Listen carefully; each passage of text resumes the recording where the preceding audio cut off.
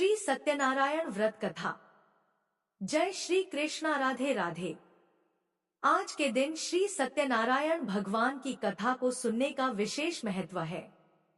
तो आइए श्रवण करते हैं श्री सत्यनारायण भगवान की कथा। बोलिए श्री सत्यनारायण भगवान की जय। एक समय की बात है, नैमिषारण्य तीर्थ में शौनक आदि 88,000 ऋषियों ने श्री सूत जी से पूछा, हे प्रभु, इस कलयुग में वेद विद्या रहित मनुष्य को प्रभु भक्ति किस प्रकार मिल सकती है तथा उनका उद्धार कैसे होगा। हे मुनि श्रेष्ठ, कोई ऐसा तप बताएंगे जिससे थोड़े समय में ही पूर्ण फल मिले और मनोवांछित फल भी मिल जाए। इस प्रकार की कथा सुनने की हम इच्छा रखते हैं। सर्व शास्त्रों के ज्ञाता श्री सूत जी बोले, हे वैष्णवों में पूज्य, आप सभी ने समस्त प्राणियों के हित की बात पूछी है, इसलिए मैं एक ऐसे श्रेष्ठ व्रत को आप सभी को बताऊंगा जिसे नारद जी ने लक्ष्मी नारायण जी से पूछा था और स्वयं लक्ष्मीपति ने मुनि श्रेष्ठ नारद जी से इस कथा को कहा था। आप सब इसे ध्यान से सुनिए। एक समय की बात है, योगीराज नारद जी दूसरों की हित की इच्छा लिए अनेकों लोकों में घूमते हुए मृत्यु लोक में आ पहुँचे। यहाँ उन्होंने अनेक योनियों में जन्मे प्रायः सभी मनुष्यों को अपने कर्मों द्वारा अनेकों दुखों से पीड़ित देखा। उनका दुख देख नारद जी सोचने लगे कि कैसा यत्न किया जाए जिसके करने से निश्चित रूप से मानव के दुखों का अंत हो जाए। इसी प्रकार मनन करते हुए वह विष्णु लोक में गए। वहां वह देवों के ईश नारायण की स्तुति करने लगे, जिनके हाथों में शंख, चक्र, गदा और पद्म थे और गले में वर माला पहने हुए थे। स्तुति करते हुए नारद जी बोले, हे भगवान, आप अत्यंत शक्ति से संपन्न हैं, मन तथा वाणी भी आपको नहीं पा सकती। आपका आदि, मध्य तथा अंत नहीं है। निर्गुण स्वरूप सृष्टि के कारण भक्तों के दुख को दूर करने वाले हैं। आपको मेरा नमस्कार है। नारद जी की स्तुति सुनकर विष्णु भगवान बोले, हे मुनि श्रेष्ठ, आपके मन में क्या बात है? आप किस काम के लिए पधारे हैं? उसे निसंकोच कहिए। इस पर नारद मुनि बोले कि मृत्यु लोक में अनेक योनियों में जन्मे मनुष्य अपने कर्मों के द्वारा अनेकों दुख से दुखी हो रहे हैं। हे नाथ, आप मुझ पर दया रखते हैं तो बताइए कि वह मनुष्य थोड़े प्रयास से ही अपने दुखों से कैसे छुटकारा पा सकते हैं। तब भगवान श्री हरि बोले, हे नारद, मनुष्यों की भलाई के लिए तुमने बहुत अच्छी बात पूछी है, जिसके करने से मनुष्य मोह से छूट जाता है। वह बात मैं तुमसे कहता हूँ, उसे ध्यानपूर्वक सुनो। स्वर्ग लोक व मृत्यु लोक दोनों में एक दुर्लभ उत्तम व्रत है जो पुण्य देने वाला है। आज प्रेमवश होकर मैं उसे तुमसे कहता हूँ। श्री सत्यनारायण भगवान का यह व्रत अच्छी तरह विधान पूर्वक करके मनुष्य तुरंत ही यहाँ सुख भोग कर मरने पर मोक्ष पाता है।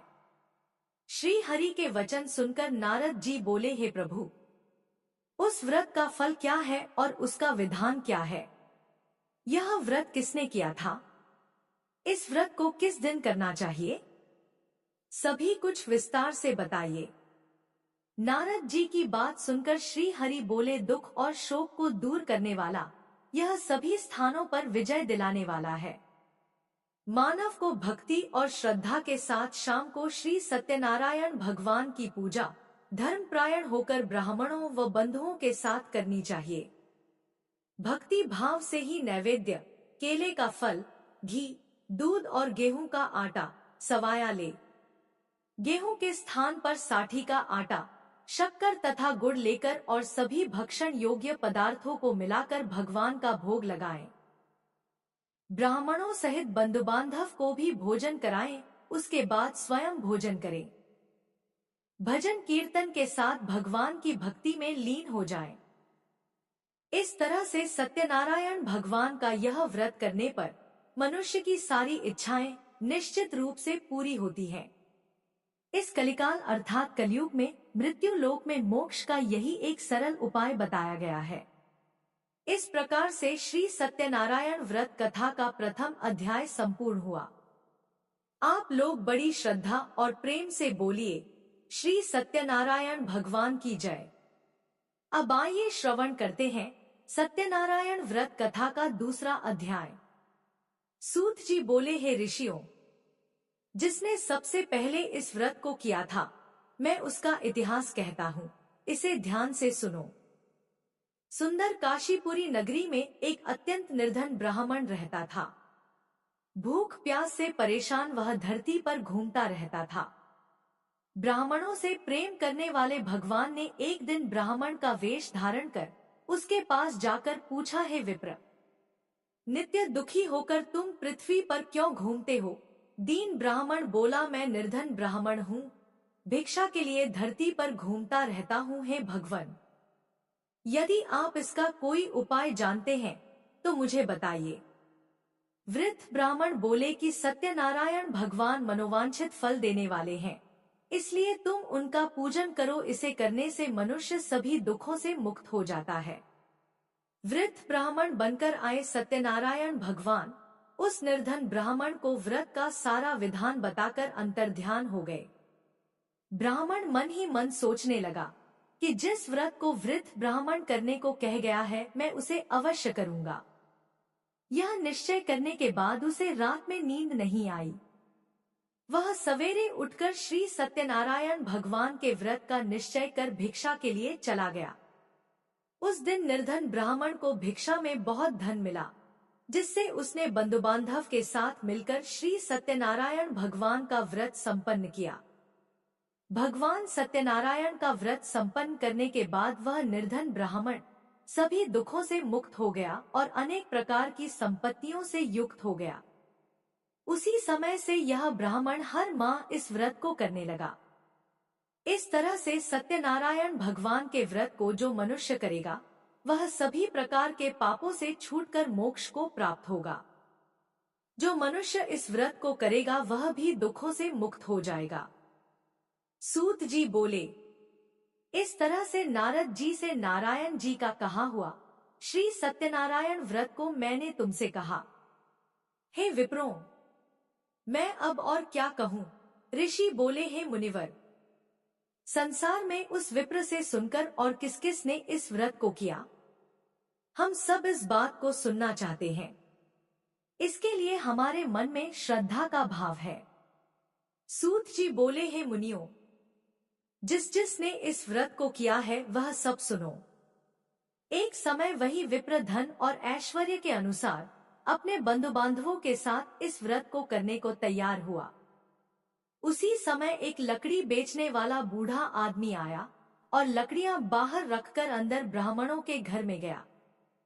प्यास से दुखी लकड़हारा उन्हें व्रत करते देख प्रणाम कर पूछने लगा कि आप यह क्या कर रहे हैं तथा इसे करने से क्या फल मिलेगा?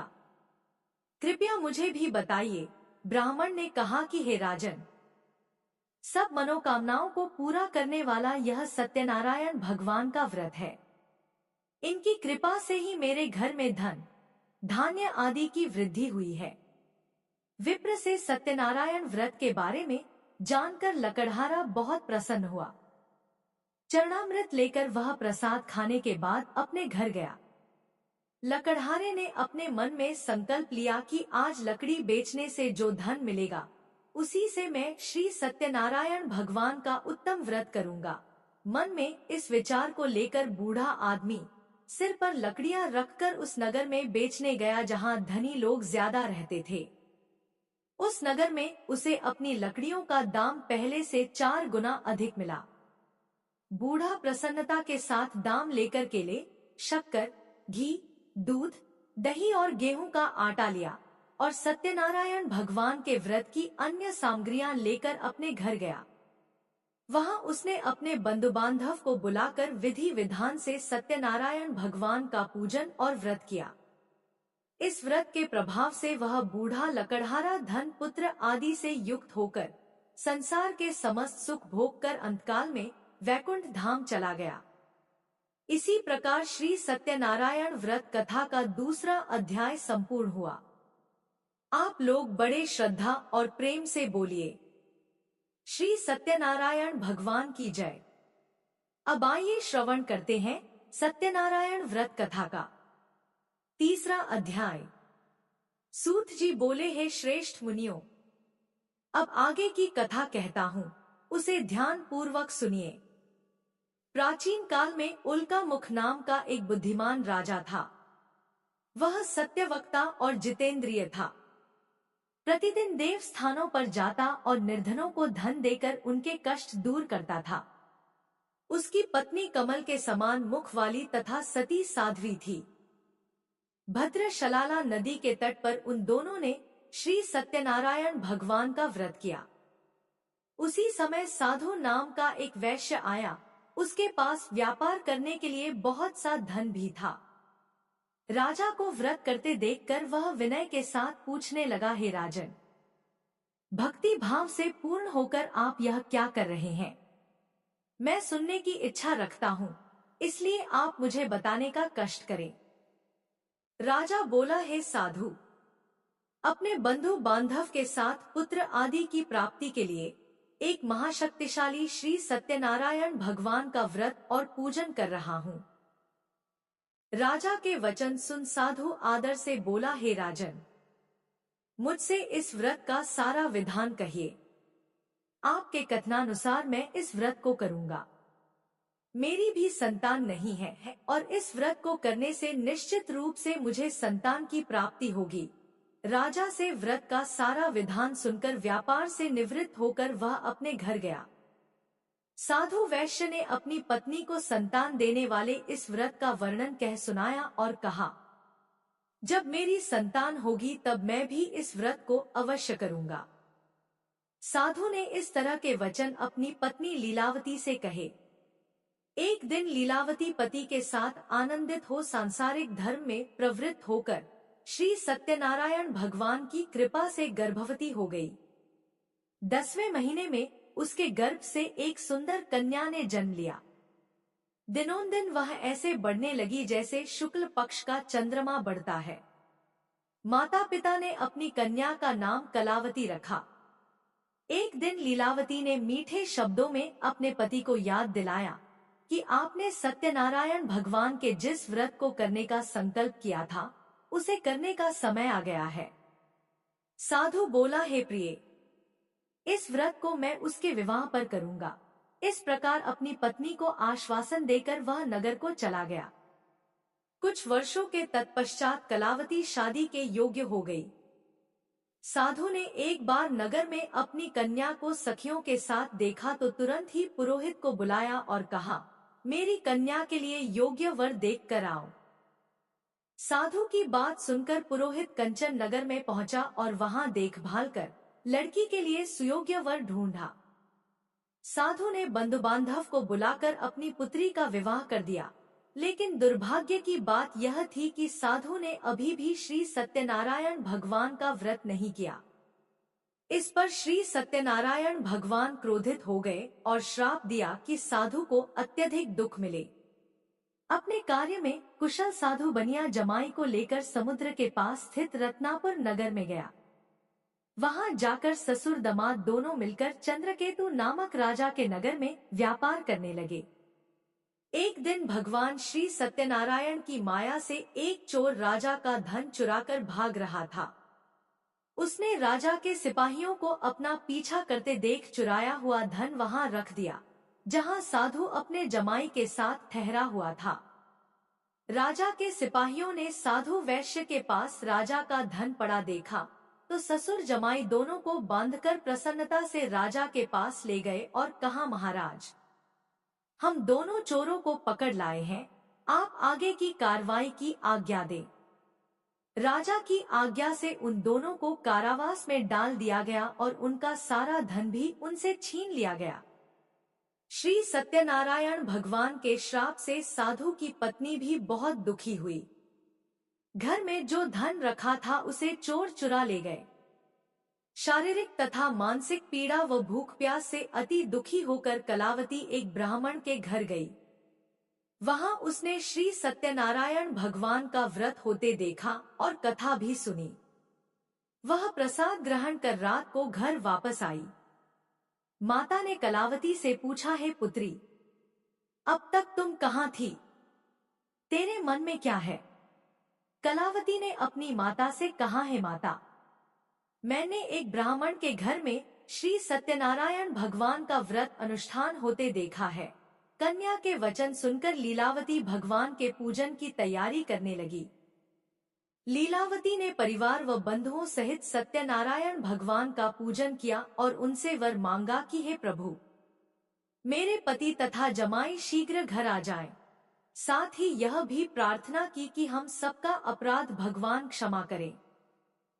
श्री सत्यनारायण भगवान इस व्रत से संतुष्ट हो गए और राजा चंद्रकेतु को सपने में दर्शन देकर कहा, हे राजन, तुम उन दोनों वैश्य को छोड़ दो और तुमने उनका जो धन लिया है उसे भी वापस कर दो।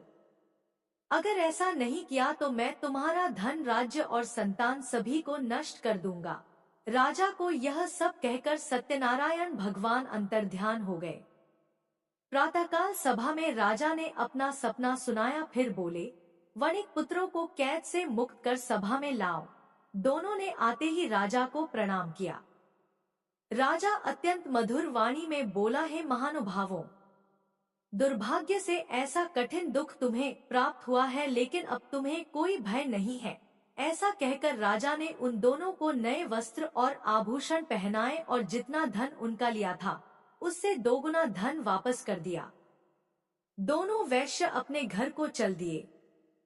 इस प्रकार से श्री सत्यनारायण व्रत कथा का तीसरा अध्याय यहीं पर संपूर्ण हुआ। बड़े श्रद्धा और प्रेम से बोलिए, श्री सत्यनारायण भगवान की जय।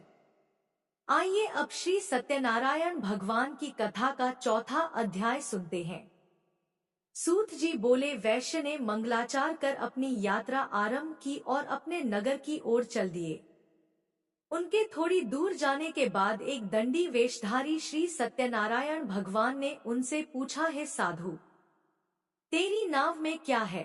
व्यापारी हंसता हुआ बोला, है दंडी, आप क्यों पूछते हो, क्या धन लेने की इच्छा है? मेरी नाव में तो बेल और पत्ते भरे हुए हैं। वैश्य के कठोर वचन सुनकर दंडी बने श्री सत्यनारायण भगवान बोले, तुम्हारे वचन सत्य हो। दंडी ऐसा वचन कहकर वहां से दूर चले गए और कुछ दूर जाकर समुद्र के किनारे बैठ गए। दंडी के जाने के बाद साधु वैश्य ने नित्य क्रिया के पश्चात नाव को ऊंची उठती देखकर आश्चर्यचकित हो गया और नाव में बेल पत्ते आदि देख वह मूर्छित हो वहीं पर गिर पड़ा। मूर्छा खुलने पर वह अत्यंत शोक में डूब गया। तब उसका दामाद बोला, पिताजी आप शोक ना मनाएं, यह दंडी का श्राप है, इसलिए हमें उनकी शरण में जाना चाहिए, तभी हमारी मनोकामना पूरी होगी। दामाद की बात सुनकर वह दंडी के पास पहुंचा और अत्यंत विनम्रता एवं भक्ति भाव से प्रणाम करके बोला, है महाराज, मैंने आपसे जो असत्य वचन कहे थे उनके लिए मुझे क्षमा कर दीजिए। ऐसा सुनकर महान शोकातुर होकर दंडी भगवान बोले, हे वणिक पुत्र, मेरी आज्ञा से बार बार तुम्हें दुख प्राप्त हुआ है क्योंकि तुम मेरी पूजा से विमुख हुए। साधु बोला, हे प्रभु, आपकी माया से ब्रह्मा आदि देवता भी आपके रूप को नहीं जानते। प्रभु, मैं तो अज्ञानी हूँ, कैसे जान सकता हूँ? आप प्रसन्न होइए प्रभु, अब मैं अपनी सामर्थ्य के अनुसार आपकी पूजा करूंगा। हे प्रभु, मेरी रक्षा कीजिए और पहले के समान नौका में धन धान्य भर दीजिए। साधु वैश्य के भक्तिपूर्ण वचन सुनकर भगवान प्रसन्न हो गए और उसकी इच्छा अनुसार वरदान देकर अंतर्ध्यान हो गए। ससुर जमाई जब लौटे तो नाव धन से भरी हुई थी। फिर वही अपने अन्य साथियों के साथ श्री सत्यनारायण भगवान का पूजन कर अपने नगर को चल दिए। जब नगर के नजदीक पहुंचे तो दूत को घर पर खबर करने के लिए भेज दिया। दूत साधु की पत्नी को प्रणाम कर कहता है कि हे माता, स्वामी अपने दामाद सहित नगर के निकट आ गए हैं। दूत की बात सुन साधु की पत्नी लीलावती ने बड़े हर्ष के साथ श्री सत्यनारायण भगवान का पूजन कर अपनी पुत्री कलावती से कहा, है पुत्री, मैं अपने पति के दर्शन को जा रही हूँ, तू कार्य पूर्ण कर शीघ्र आ जाना। माता के ऐसे वचन सुनकर कलावती जल्दी से प्रसाद छोड़कर अपने पति के पास चली गई। प्रसाद की अवज्ञा के कारण श्री सत्यनारायण भगवान रुष्ट हो गए और नाव सहित उसके पति को पानी में डुबो दिया। कलावती अपने पति को वहां ना पाकर रोती हुई जमीन पर गिर गई। नाव को डूबा हुआ देख और कन्या को रोता हुआ देख साधु दुखी होकर बोला, हे प्रभु, मुझसे तथा मेरे परिवार से जो भी भूल हुई है उसे क्षमा करें। साधु के दीन वचन सुनकर श्री सत्यनारायण भगवान प्रसन्न हो गए और आकाशवाणी हुई, हे साधु, तेरी कन्या मेरे प्रसाद को छोड़कर आई है, इसलिए उसका पति अदृश्य हो गया है। यदि वह घर जाकर प्रसाद खाकर लौटती है तो उसे इसका पति अवश्य मिलेगा। ऐसी आकाशवाणी सुनकर कलावती घर पहुंचकर प्रसाद ग्रहण करती है और फिर आकर अपने पति के दर्शन करती है। इसके बाद साधु अपने बंधु बांधव सहित श्री सत्यनारायण भगवान का विधि विधान से पूजन करता है। इस लोक का सुख भोगने के बाद अंत में स्वर्ग जाता है। इस प्रकार से श्री सत्यनारायण भगवान व्रत कथा का चतुर्थ अध्याय संपूर्ण हुआ। बड़े ही श्रद्धा और प्रेम से बोलिए, श्री सत्यनारायण भगवान की जय। आइए अब श्री सत्यनारायण भगवान की कथा का 5वां अध्याय सुनते हैं। सूत जी बोले, हे ऋषियों, मैं और भी एक कथा सुनाता हूँ, उसे भी ध्यानपूर्वक सुनो। प्रजापालन में लीन तुंगध्वज नाम का एक राजा था। उसने भी भगवान का प्रसाद त्याग कर बहुत दुख सहन किया। एक बार वन में जाकर वन्य पशुओं को मारकर वह वट के पेड़ के नीचे आया। वहां उसने ग्वालों को भक्ति भाव से अपने बंधुओं सहित सत्यनारायण भगवान का पूजन करते देखा। अभिमानवश राजा उन्हें देखकर भी पूजा स्थल पर नहीं गया और न ही उसने भगवान को नमस्कार किया। ग्वालों ने राजा को प्रसाद दिया, लेकिन उसने वह प्रसाद नहीं खाया और प्रसाद को वहीं छोड़कर अपने नगर को चला गया। जब वह नगर में पहुंचा तो वहां सब कुछ तहस नहस हो चुका था। वह राजा शीघ्र ही समझ गया कि यह सब भगवान ने ही किया है। वह दोबारा ग्वालों के पास पहुंचा और विधिपूर्वक पूजा करके प्रसाद खाया तो श्री सत्यनारायण भगवान की कृपा से सब कुछ पहले जैसा हो गया। दीर्घ काल तक सुख भोगने के बाद मरणोपरांत उसे स्वर्ग लोक की प्राप्ति हुई। जो मनुष्य परम दुर्लभ इस व्रत को करेगा अथवा सुनेगा, भगवान श्री सत्यनारायण की अनुकंपा से उसे धन धान्य की प्राप्ति होगी। सत्यनारायण भगवान की कृपा से निर्धन धनी हो जाता है और दुर्बल बलवान हो जाता है। संतानहीन मनुष्य को संतान सुख मिलता है और सारे मनोरथ पूर्ण होने पर मानव अंतकाल में बैकुंठ धाम को जाता है। सूत जी बोले, जिन्होंने पहले इस व्रत को किया अब उनके दूसरे जन्म की कथा भी सुनिए। शतानंद नामक ब्राह्मण ने सुदामा के रूप में जन्म लेकर भगवान श्री कृष्ण की भक्ति कर मोक्ष प्राप्त किया। उल्कामुख नाम के महाराज राजा दशरथ बने और श्री रंगनाथ का पूजन कर बैकुंठ को प्राप्त हुए।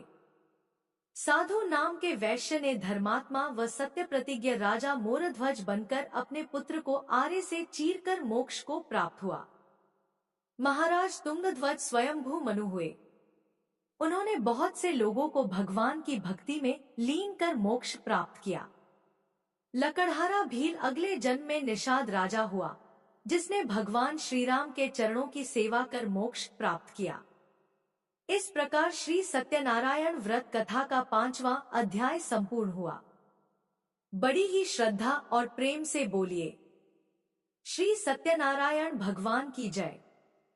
बोलिए, श्री सत्यनारायण भगवान की जय। श्रोताओं, पूरी सत्यनारायण व्रत कथा का निहितार्थ यह है कि लौकिक एवं पालौकिक हितों की साधना के लिए मनुष्य को सत्य आचरण का व्रत लेना चाहिए। सत्य ही भगवान है, सत्य ही विष्णु है। लोक में सारी बुराइयों, सारे कलेश, सारे संघर्षों का मूल कारण है सत्य आचरण का अभाव। श्री सत्यनारायण व्रत कथा पुस्तिका में इस संबंध में एक श्लोक है, जिसका अर्थ है कि सत्यनारायण व्रत का अनुष्ठान करके मनुष्य सभी दुखों से मुक्त हो जाता है। कलिकाल में सत्य की पूजा विशेष रूप से फलदायी है।